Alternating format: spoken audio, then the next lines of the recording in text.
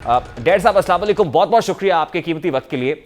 आज कुछ खबरें सामने आई कि मुनहरिफ तो हुए आप अपनी पार्टी से, लेकिन आपने फिर पार्टी में शमूलियत अख्तियार की है। तो क्या आपके वो तमाम रिजर्वेशंस, गिले शिकवे सब दूर हो गए जो इमरान खान साहब से थे, जिसकी बिना पर आप ऑपोजिशन के कैंप में जा बैठे थे, या वो गिले शिकवे अभी तक इंटैक्ट है, अपनी जगह पर बरकरार है? Actually there was a conspiracy against me. एक कोई दोस्त थे, मैं अब नाम लेके ना वो नहीं करना चाहता, उनके शहबाज गिल के साथ कोई अंडरस्टैंडिंग थी। तो उन्होंने कल मेरा इंटरव्यू किया, पर्सनल अपने कैमरे से ना इंटरव्यू किया उन्होंने। तो ये कैमरा DSNG नहीं थी, पर्सनल कैमरे से किया गया था। तो उन्होंने उसमें मैंने जो बात की ना, उसका एक फिक्रा था पूरा शुरू से लेके आखिर तक। उन्होंने आगे और पीछे से काट दिया और दरमियान वाले को लगा दिया। अब देखिए, इस वक्त मैं इंटरव्यू दे रहा हूं ना, मैं डर रहा हूं मैं आप क्या बात करूं और कितनी होगी आएगी और कितनी काट दी जाएगी। खैर, आपका तो शायद मेरे ख्याल लाइव है जी। जी, रेस्ट शो के जो बात आप करेंगे वो एज इट इज जाएगी, रेस्ट शो। मैं ये डर गया हूं कि मैं जहां भी इंटरव्यू दूं, कम से कम मेरी बात तो पूरी पहुंचे। जी, देखिए, आप अगर फरमाइए। मैं कहना कुछ चाहूं और आगे मैसेज कुछ दिया जाए, तो ये तो समझ लें कि मेरे फ्यूचर को दांव पे लगाने वाली बात है।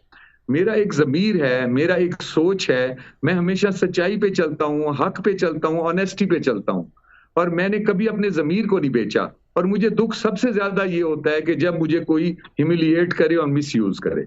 मलिक साहब, what is your exact stance and position at this point in time? यानी ये जो मुतालबात आप कह रहे हैं कि 2018 के पोजीशन पे आ जाए, ऑब्वियसली इस वक्त तो बहुत सारे ऐसे प्रॉब्लम्स हैं जो मार्केट को कंट्रोल कर रहे हैं। इस वक्त इन्फ्लेशनरी प्रेशर है, इंपोर्टेड इन्फ्लेशन है, आपको पता है। आज की ही बात अगर की जाए तो रुपये अंडर प्रेशर है, डॉलर का क्या रेट है, शायद ये तो इरिवर्सिबल सा दिख रहा है। अब आपको लगता है कि आपके ऐसे प्रॉब्लम्स हैं जो हल हो सकते हैं और आपकी वापसी फिर से मुमकिन है, वो टर्म्स फिर से बहाल हो जाएंगे? देखिए, मैं गलत बात कभी भी नहीं करूंगा। मैं ये कहना चाहता हूं कि ये सब्सिडी दी जा सकती है। देखिए, गरीब के लिए काम मतलब कोई ऐसे रेवोल्यूशनरी स्टेप्स लेना कोई मसला नहीं है। आप हमारे MNAs के या दूसरे डेवलपमेंट के बजट स्टॉप कर दें।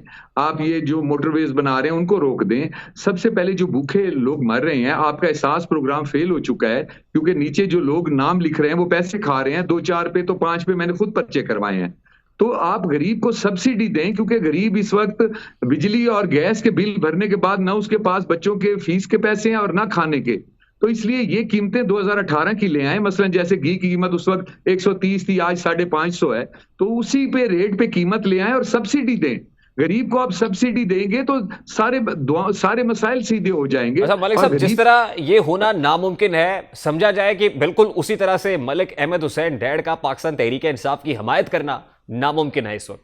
सर, ये नामुमकिन नहीं है। सब्सिडी देना गवर्नमेंट का काम है, और वो डेवलपमेंट के फंड रोक के और दूसरे फंड्स रोक के सब्सिडी दे सकते हैं। मैं एक बात आपसे और करना चाहता हूं कि मुझे बहुत दुख हुआ कि जो मुझे मिस यूज कर रहे हैं, और इनके जो लोग हैं वो मुझे मेरी एक स्टेचर है, एक बात है, उसको खत्म कर रहे हैं। मैं अब कुछ ऐसी बातें करना चाह रहा हूं कि जो पहले मैं शायद ना करता, लेकिन इनके इस अमल के बाद अगर मुझे इजाजत दें कि ये हमारे ऊपर इल्जाम लगा रहे हैं ना।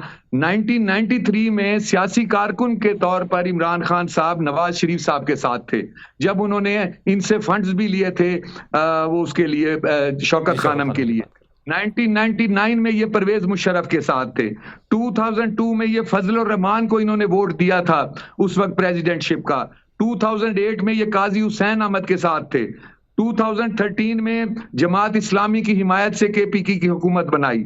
2019 में इन्होंने ताहिरुल कादरी को अपना सियासी कजन बनाया, आज पता नहीं वो कहाँ है।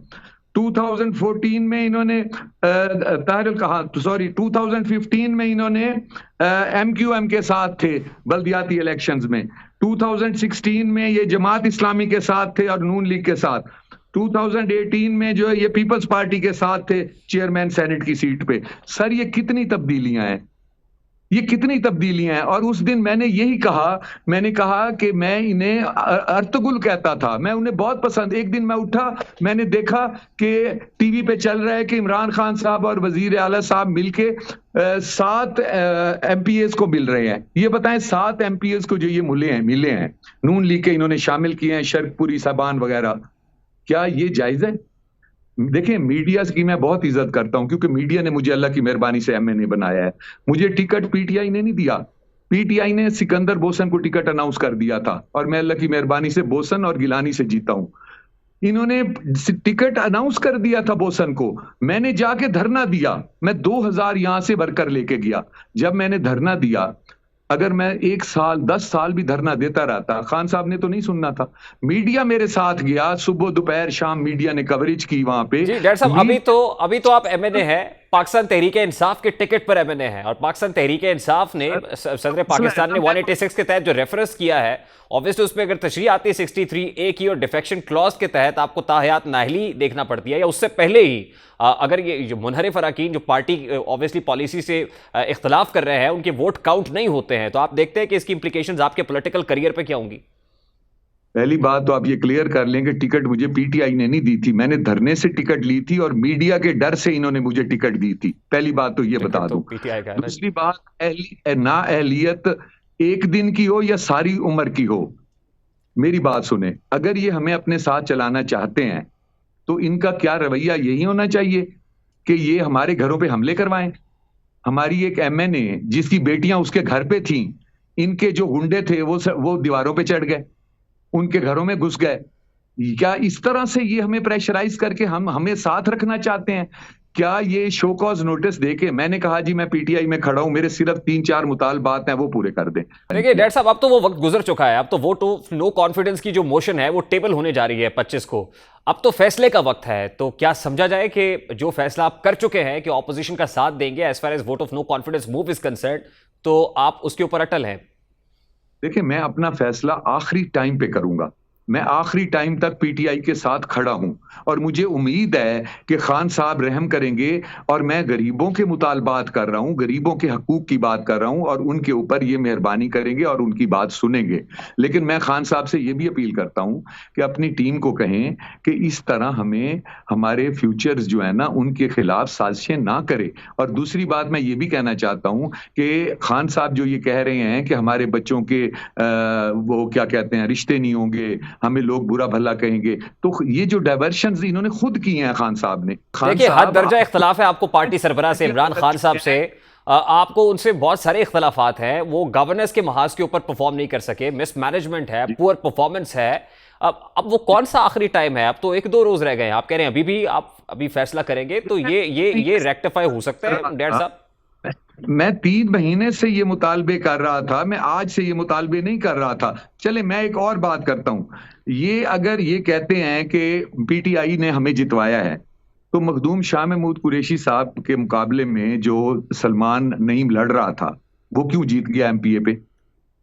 उसको पीटीआई ने फिर मखदूम साहब को वहां से क्यों नहीं जितवाया?